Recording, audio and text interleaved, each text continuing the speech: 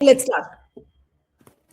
नमस्कार, स्वागत है आपका जाने गाने मन 24/7 पर, जो कि मेरा यूट्यूब चैनल है। आप उसे लाइक करें, सब्सक्राइब करें। भारतीय रुपया शुक्रवार को अमेरिकी डॉलर के मुकाबले अब तक के सबसे निचले स्तर पर पहुंच गया। दिन में लेन देन के दौरान रुपया 41 पैसे टूटकर 91.99 प्रति डॉलर पर पहुंच गया, यानी कि $1 91.99 रुपीस के बराबर हो गया। कांग्रेस रुपए की गिरावट पर हमला कर रही है और पीएम पर चुप्पी साधने का आरोप लगा रही है। हालांकि यही नरेंद्र मोदी यूपीए सरकार के दौरान डॉलर के मुकाबले रुपया के 60 से ज्यादा होने पर लगातार हमला करते रहे थे। तो आज इसीलिए मैंने सोचा कि नरेंद्र मोदी साहब की वो पुराने जो उन्होंने संबोधन किए हैं गिरते हुए रुपए पर, उसको निकालकर दिखाया जाए, क्योंकि आज देश जवाब मांग रहा है प्रधानमंत्री नरेंद्र मोदी से कि आखिर बांग्लादेश, नेपाल जैसे अगर देशों की करेंसी इतनी तेजी से नहीं गिर रही है तो हमारे देश के रुपए में क्या प्रॉब्लम हो गई है। आइए सुनते हैं नरेंद्र मोदी जब मुख्यमंत्री थे तो उन्होंने गिरते रुपए के बारे में क्या क्या कहा था। एक एक करके आपको सुनाते हैं, आइए देखते हैं। सागर, अगर आप बैक स्टेज में हैं तो उसको प्ले करिएगा प्लीज। हाँ, रुपया कमजोर होता जा रहा है। विश्व व्यापार में भारत टिक नहीं पाएगा। हमारे व्यापारी जो माल बाहर भेजते हैं, हमारे व्यापारी जो माल बाहर चलाते हैं, इस बोझ को सह नहीं पाएंगे। इवन भारत सरकार जो चीजें लाती है, भेजती है, उसको सहना मुश्किल हो जाएगा। और दिल्ली की सरकार जवाब नहीं दे रही है कि नेपाल का रुपया कोई प्रॉब्लम नहीं है, बांग्लादेश की करेंसी को कोई प्रॉब्लम नहीं है, पाकिस्तान की करेंसी को कोई प्रॉब्लम नहीं है, श्रीलंका की करेंसी को कोई प्रॉब्लम नहीं है। हमारे अड़ोस पड़ोस में छोटे देशों को भी डॉलर के मुकाबले में कोई नुकसान नहीं हो रहा है। जानना चाहता है प्रधानमंत्री जी, ऐसा क्या कारण है कि आज अकेला हिंदुस्तान का रुपया डॉलर के मुकाबले गिरता ही चला गया और क्यों चला गया। और मैंने साफ मांग की है, ये सिर्फ आर्थिक कारणों से नहीं हुआ है, ये आपकी भ्रष्ट राजनीति जो चली है दिल्ली से, उसका इसके अंदर बहुत बड़ा रोल है। बहुत गंभीरता से आरोप लगा। तो भ्रष्ट राजनीति एक इसका कारण है। और इस प्रकार से रुपया इतनी तेजी से गिर नहीं सकता। अरे नेपाल का रुपया नहीं गिरता है, बांग्लादेश की करेंसी नहीं गिरती है, पाकिस्तान की करेंसी नहीं गिरती, श्रीलंका की करेंसी नहीं गिरती। क्या कारण है हिंदुस्तान का रुपया पतला होता जा रहा है? ये जवाब देना पड़ेगा आपको। देश आपसे जवाब मांग रहा है। देश मोदी जी से जवाब मांग रहा है कि आज रुपया 91.99 कैसे हो। और सुनिए, जिस तेजी से गिर रही है, और कभी कभी तो लगता है कि दिल्ली सरकार और रुपये के बीच में कंपटीशन चल रहा है।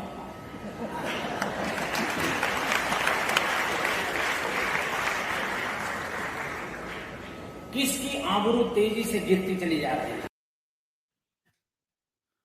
ये कुछ पुराने वक्तव्य है मोदी जी के, जो आज सोशल मीडिया पर खूब वायरल हो रहे हैं जमकर, और लोग पूरा देश आज मोदी जी से हिसाब मांग रहा है कि अब आप ही बता दीजिए मालिक कि ये रुपया क्यों गिर रहा है। जो सवाल मोदी जी ने पूछे थे बतौर चीफ मिनिस्टर, आज वही सवाल उनके ऊपर दागे जा रहे हैं। रुपया पतला क्यों हो रहा है, हमारी करेंसी क्यों गिर रही है, और ऑपोजिशन उसी तरीके से सवाल पूछ रहा है जैसे कि मोदी जी ने पूछे थे। आज इसका कारण क्या है समझेंगे। आज हमारे साथ देश के जाने माने इकोनॉमिस्ट संतोष मेहरोत्रा साहब जुड़ रहे हैं। मेहरोत्रा साहब, thank you so much for joining. और मेरा पहला सवाल यही है कि मोदी जी की वो सारे वक्तव्य आज वायरल हो रहे हैं, आज क्या देश उनसे ये नहीं पूछेगा कि रुपए वो क्यों नहीं संभाल पाए, आज रुपए की वैल्यू इतनी क्यों गिर रही है? जी सर। जी नीलू जी, बात यह है कि जब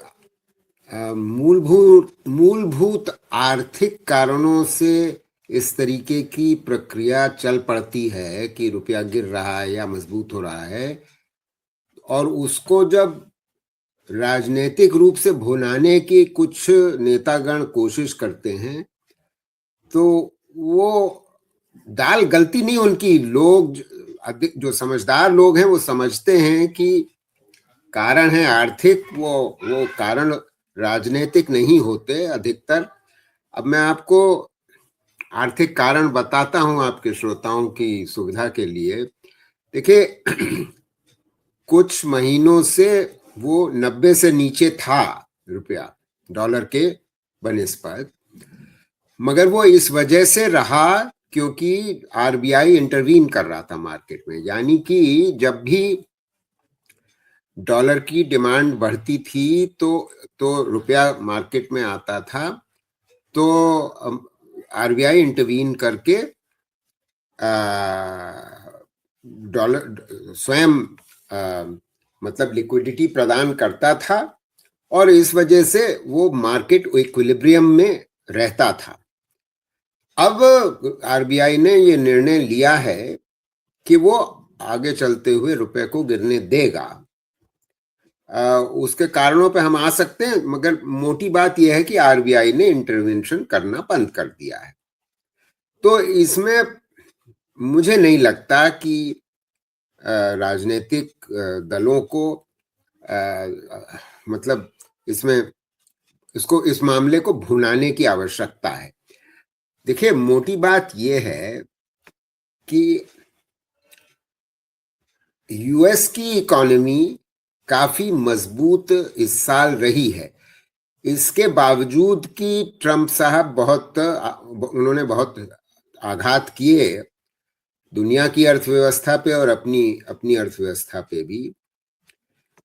तो ये मतलब तात्कालिक है, ये 26 में टिका नहीं रहेगी ये स्थिति। 25 में अमेरिकी अर्थव्यवस्था में काफी निवेश आया, खासतौर से वो मैग्निफिसेंट 7 जो बड़ी बड़ी आईटी की कंपनियां हैं, वो एआई इत्यादि की और लार्ज लैंग्वेज मॉडल्स बना रही हैं और डेटा सेंटर्स में इन्वेस्ट कर रही, तो उसमें बड़ा खर्च हो रहा है। वो उस खर्च की वजह से, उस इन्वेस्टमेंट की वजह से इकोनॉमी ठीक ठाक चली है। अच्छा, अब बात यह है कि अब हम आ जाते हैं भारत पे फिर वापस। हमारा जो दलाल स्ट्रीट है, यानी कि जो कैपिटल मार्केट है, उससे भी फॉरेन इंस्टीट्यूशनल इन्वेस्टर्स, जो मतलब विदेशी बड़े बड़े इंस्टीट्यूशनल फंड्स होते हैं, सॉवरेन वेल्थ फंड्स होते हैं, पेंशन फंड्स होते हैं, इंश्योरेंस कंपनियां होती हैं विदेशी, जापानी, यूरोपियन, अमेरिकी, वो हमारे कैपिटल मार्केट में इन्वेस्ट करती हैं। मगर क्योंकि अमेरिका की अर्थव्यवस्था ठीक ठाक है तो वो पैसा वापस ले जा रही, तो डिमांड फॉर डॉलर बढ़ गया। जब डिमांड फॉर डॉलर बढ़ेगा तो जाहिर है रुपया गिरेगा। तो दूसरी बात ये है। तीसरी बात ये है कि इसमें कोई दो राय नहीं है कि दुनिया के जो आर्थिक जो एक्टर्स हैं, चाहे जो भी एक्टर्स हैं, चाहे वो सरकारी हों चाहे निजी क्षेत्र वाले हों, अंतर्राष्ट्रीय स्तर पे, वो देखिए जब स्थिति इतनी डामाडोल होती है ट्रंप की नीतियों की वजह से, उन्होंने इतना भयंकर टैरिफ दुनिया भर पे लगा दिया है, उतना नहीं लगा जितना वो धमकी देते थे, मगर उसके बावजूद बढ़ाया तो है ये, तो स्थिति डामाडोल है अंतर्राष्ट्रीय स्तर पे। इसमें ऐसी स्थिति में होता यह है कि अंतर्राष्ट्रीय जो बड़े बड़े इन्वेस्टर होते हैं वो पैसा वापस सेफ हेवन, यूएसए को फिर भी सेफ हेवन मानते हैंगे। और आज भी यूएस की फेडरल रिजर्व की जो इंटरेस्ट रेट है वो काफी ऊंची है, यानी कि उसकी वजह से यील्ड्स भी ज्यादा हैं, यानी कि इंटरेस्ट रेट्स वहां बढ़ी हुई हैं, जिन कारणों से उन्हें लगता है, इन इन्वेस्टर्स को लगता है कि जहां जहां उनका पैसा लगा हुआ है, जैसे भारत, तो वहां से पैसा वापस अपने देश ले जाए, क्योंकि वो सेफ हेवन वाला नोशन है। तो ये 3-4 कारण हैं जिनकी वजह से पैसे वापस मतलब डॉलर जा रहा है। लेकिन प्रोफेसर मेहरोत्रा, का एक सवाल है जो आज सोशल मीडिया पर काफी वायरल है, उसको लोग कोट कर रहे हैं, जिसको मोदी जी भी कोट कर चुके हैं। उस पेपर की कटिंग मैं आपको दिखाती हूँ। सागर, अगर आप बैक स्टेज में है तो उसको प्ले करिए, क्योंकि आज ये चीज, the rupee has already in 2025 fallen quite steeply, losing 12% against the euro and other currencies in Europe and in Latin America, and to a lesser extent in Asia. It only gained against 8 currencies monitored by The Economist, including basket cases like Turkey, Argentina, and sadly the rupee. अब सवाल ये उठता है कि हर currency के बाकी जितनी currencies है वो इतना खराब नहीं कर रही हैं, लेकिन केवल और केवल रुपया ही क्यों गिर रहा है इस बुरी तरह? इसका कारण ये हो सकता है नीलू जी कि इसमें तो कोई दो राय है नहीं कि भारत पर ट्रंप ने जो टैरिफ लगाए हैं वो और देशों की बनिस्बत कहीं ज्यादा है। और वो जो रवैया ट्रंप का पिछले साल भर से रहा है भारत के विरुद्ध, एक तरीके से कहा जा सके कि, तो उसका खमियाजा हम भुगत रहे हैं। तो जो हमारा एक्सपोर्ट वहां होना चाहिए था वो एक्सपोर्ट घटा तो था ही, सितंबर के बाद घटना शुरू हो गया था। वो तो गनीमत है कि अगस्त तक ठीक ठाक चल रहा था, इस वजह से उतना नहीं गिरा जितना डर था। मगर स्थिति, जैसे मैं अंतर्राष्ट्रीय स्तर पे स्थिति को डांवाडोल कह रहा हूं, उसी प्रकार भारत का जो निर्यात है यूएसए को, खास तौर से अमेरिका को, उसमें अस्थिरता बनी हुई है। उसमें आगे क्या होने वाला है कहना बड़ा मुश्किल है। इस वजह से लोग घबराए तो हुए ही हैं। तो क्योंकि हमारे ऊपर टैरिफ ज्यादा बड़ा लगा, लगभग उतना ही बड़ा लगा है जितना चीन के ऊपर लगा है। हमारे जो प्रतिस्पर्धी देश हैं, जैसे कंपेटिटर देश जैसे बांग्लादेश या वियतनाम इत्यादि, उन पर उनके संग ट्रेड डील भी हो गई है और टैरिफ भी कम लगा है। हमारे संग ट्रेड डील ही होके ही नहीं दे रही है। और सच मानिए एक तरीके से नीरू जी, अगर हम दूरदर्शिता दिखाते हैं तो हमें बड़ी जल्दी में ये ट्रेड डील यूएसए के संग करनी भी नहीं चाहिए। मैं उसका कारण बताता हूं आपको। क्योंकि आज वो हमारे ऊपर ट्रंप और अमेरिका दबाव डाल रहा है कि ट्रेड डील कर लो, ट्रेड डील कर लो, और वो काफी हमारा मार्केट खोलना चाहता है, आपको मालूम है, एग्रीकल्चरल प्रोडक्ट्स में। और हम उस बात को जाहिर उसका विरोध कर रहे हैं। बात मैं इसलिए कह रहा हूं कि मैं कई महीनों से इस बात को दोहरा रहा हूं कि ईयू के संग, जो जिसके ऊपर भी यूएसए का दबाव है, ईयू के संग हमारी trade deal, free trade agreement जो 20 साल से जिस पे चर्चा चल रही थी, वो अब शायद खात्मे पर है। मतलब यानी कि वो ट्रेड डील हो जाएगी। मगर जिस ट्रेड डील की चर्चा बड़ी जोर शोर से अमेरिका वाली साल के शुरू से हो रही थी, साल भर पहले से हो रही थी, वो आज तक नहीं हुई। और वो हमारे हित में है कि नहीं हुई नीलू जी, मैं समझाता हूं क्यों। क्योंकि अभी ट्रंप की अंटी फंसी हुई है। मैं मतलब उसका अर्थ समझाता हूं, मेरा मतलब क्या है। क्योंकि ट्रंप आज मजबूत लग रहे हैं अंतरराष्ट्रीय स्तर पे, दुनिया भर के यूरोपियन और देशों को धमकाते दुत्कारते रहते हैं। हम भारत को भी दुत्कारते धमकाते रहते हैं, रूस को भी करते रहते हैं। मगर अभी इनकी अकल ठिकाने आने वाली बड़ी जल्दी, 6 महीने में, जब हाउस ऑफ रिप्रेजेंटेटिव्स, क्योंकि यूएसए का जो लोअर हाउस है, हाउस ऑफ रिप्रेजेंटेटिव्स, उसके इलेक्शन हर 2 साल पे होते हैं। 1/3 of the house gets reelected, needs to get reelected. तो उसमें ये बुरी, क्योंकि इनकी आर्थिक नीतियों की वजह से अमेरिका की अर्थव्यवस्था पे काफी नकारात्मक असर हुआ है। सो हम उम्मीद ये करते हैं कि वो सब जो बेरोजगारी बढ़ रही है, जो महंगाई दर बढ़ रही है अमेरिका में, उन सब वजहों से नाराजगी अमेरिका में ट्रंप के विरोध बढ़ रही है और उनका अप्रूवल रेटिंग्स घट रही। तो होगा ये कि ये इलेक्शन हारेंगे ही नहीं हाउस ऑफ रिप्रेजेंटेटिव्स में, यानी कि रिपब्लिकन्स, मगर बुरी तरीके से हारेंगे।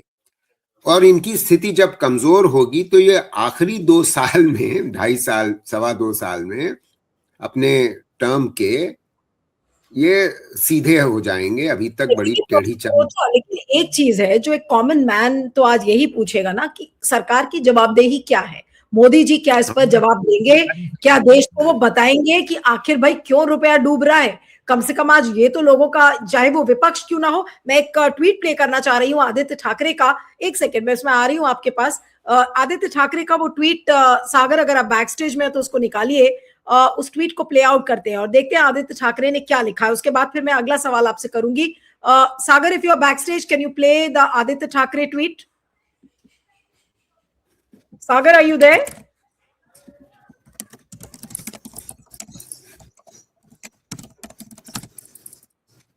हाँ, ये देखिए। The rupee drops to a new low, one of the worst performing currencies in the world now. The union government of the BJP and its members that once created national panic at 40 against the dollar doesn't even bother to explain to the citizens at 91.99 against the dollar, or simply left speechless after their own dismal record at running the government. अब ये बात गलत तो नहीं है अगर विपक्ष मैं इसकी चर्चा करता हूं। देखिए, बात यह है कि गलतियां करी हैं इस सरकार ने, इन्हीं वजहों से हम इस कमजोर स्थिति में हैं। नीलू जी, क्या गलती करी है? क्योंकि देखिए, तुलनात्मक रूप से अगर आप हमारी चीन के इनके संग रवैया और हमारा रवैया ट्रंप का के संग, उसकी अगर तुलना करें तो आप ये पाएंगे कि चीन एक मजबूत स्थिति में और मजबूत अर्थव्यवस्था होने की वजह से उनकी दुत्कार बर्दाश्त नहीं करता और उनको हर बात पे जवाब देने की कोशिश करता है और उनको पीछे धकेलता है। हमारी दिक्कत यह है कि हमारे पास ऐसा कोई औजार नहीं है जिसका हम इस्तेमाल कर सकें ट्रंप के। अब बात यह है कि अगर हमने एक औद्योगिक नीति 11 साल पहले जब ये सरकार आई थी बनाई होती, जिसमें हमने अपनी पहली बात तो उद्योग को और सामर्थ्य प्रदान किया होता, यानी कि हमारी मैन्युफैक्चरिंग स्ट्रैटेजी होती, हमारी मैन्युफैक्चरिंग एक्टिविटीज डाइवर्सिफाई करती, हमारे मैन्युफैक्चरिंग जॉब्स बढ़ते, बेरोजगारी कम होती, और तो उससे होता ये कि हमारा निर्यात भी बढ़ता और कई मतलब अमेरिका के अतिरिक्त और देशों में बढ़ता, अमेरिका को भी बढ़ता। जब हम एक बड़ी आर्थिक सामर्थ्य के संग दुनिया में उतरते हैं तब हमको तवज्जो दी जाती है। जब मतलब अमेरिका का प्रेसिडेंट ये कह सकता है कि हाँ डेड इकोनॉमी, वो हमको रूस से कंपेयर कर रहा है, जबकि रूस की अर्थव्यवस्था हमसे छोटी अर्थव्यवस्था है, वो ज्यादा प्रति व्यक्ति आय में हमसे कहीं आगे हैं रूस। मगर मोटी बात वो ये है कि वो ये हमको इसी बात का को दुत्कारते हैं क्योंकि अंतरराष्ट्रीय स्तर पे चाहे मतलब सरकार हमको कुछ भी बताने की कोशिश करे, हमारी वो साख है ही नहीं। क्योंकि साख नहीं और साख न होने का एक माफ करिएगा, एक बहुत बड़ा कारण हमारा ग्रोथ रेट है। उसके बावजूद हमारी प्रति व्यक्ति आय तो बहुत कमजोर है, मतलब G20 में सबसे गरीब देशों में से है। तो इस वजह से क्योंकि हमारे पास वो सामर्थ्य नहीं है और उनको हम हर बात पे जवाब नहीं दे सकते, तो वो इसीलिए चुप्पी साधे रहते हैं। अब चुप्पी साधने का अर्थ तो दुनिया लगा ही लेगी, और आदित्य ठाकरे जो कह रहे हैं उसमें ऐसी बात निकल के आनी है, वो तो लाजमी बात है नीरू जी। जी बिल्कुल। तो अंत में बस एक मेरा आपसे आखिरी सवाल है कि अब इसका सॉल्यूशन क्या है, या सॉल्यूशन सरकार के पास है ही नहीं है क्योंकि चीजें इतनी ज्यादा हाथ से बाहर निकल चुकी? मुझे इस समय तो लग यही रहा है कि हाथ से बाहर निकल चुकी है, और ये इसका शायद एक फायदा ये सोच रही होगी सरकार या आरबीआई कि अरे हमारा निर्यात बढ़ेगा, क्योंकि क्योंकि जाहिर है अगर $1 का हम पहले 80 रुपए का माल खरीद सकते थे, तो अब हमें $1 ये विदेशी लोग $1 का 92 रुपए का माल खरीद सकते हैं। तो इससे कुछ तो संभावना बनती है कि निर्यात बढ़ेगा या नहीं बढ़ेगा भगवान जाने। ये हमें मालूम है कि जो आयात है, और हमारा आयात जितनी जो भी होता है वो उसमें से बहुत ही महत्वपूर्ण चीजें हम आयातित करते हैं। तेल हम 88% अपनी खपत का 88% आयात करते हैं। तो अब ऐसी स्थिति में हम उसको तो कम कर नहीं सकते, वरना पूरी अर्थव्यवस्था पे नकारात्मक असर पड़ेगा। तो जाहिर है इसका असर कुछ इन्फ्लेशन पे पड़ने वाला है आगे चलते हुए। ये जो आप देख रहे हैं आजकल बड़ी खुशी मनाई जाती कि इन्फ्लेशन रेट गिरी हुई है। ये इन्फ्लेशन रेट इस प्रकार मुझे नहीं लगता कि रहने वाली है। वो तो इस वजह से इन्फ्लेशन रेट घटी हुई है, सच बात तो यह है क्योंकि खपत कम है, और खपत इसलिए कम है कि लोगों की आमदनी मंदी की ओर है। लोग आमदनी इस आधार पे चला रहे हैं कि मतलब वो लोन ले रहे हैं, गोल्ड लोन्स ले रहे हैं। मिडिल क्लास बैंक से लोन लेकर के अपना काम चला रही है, और सेविंग्स घट गई है। Savings as a share of GDP घटी हुई है। वो सोशल मीडिया पर सर जो चर्चा है कि देखिए विपक्ष तो गिरते हुए रुपए की बात करता है और भारत की सरकार बढ़ते हुए जीडीपी की बात करती है, तो अब हम किसकी बात देखिए नहीं, देखिए बढ़ती हुई जीडीपी की और बारीकी से हम लोग को चर्चा करनी चाहिए। आपको एक अलग कार्यक्रम इस विषय पे करना चाहिए, क्योंकि असली बात यह है कि ये जो विकास दर सरकार हमारी और हमारा जो सेंट्रल स्टैटिस्टिकल ऑफिस है वो क्लेम करता है, जिसका दावा करती है सरकार, वो पुख्ता नहीं है।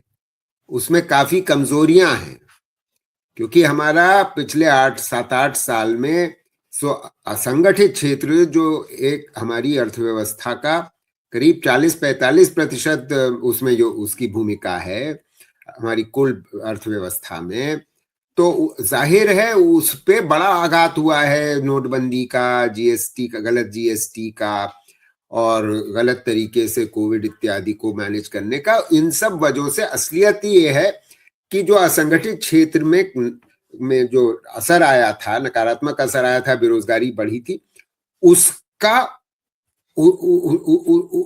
जो असर हुआ है जीडीपी पे, वो हमारा सीएसओ माप नहीं पाया है उसे, क्योंकि कायदे से माप नहीं पाया है। इस वजह से हमारी जीडीपी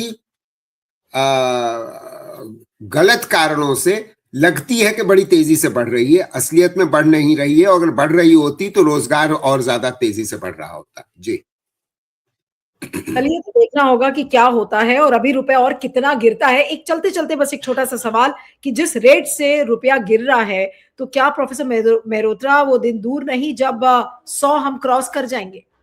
$1 100 रुपए के बराबर हो सकता है? बिल्कुल संभावना इस साल में ये होगी कि ये 100 तक पहुंचेगा।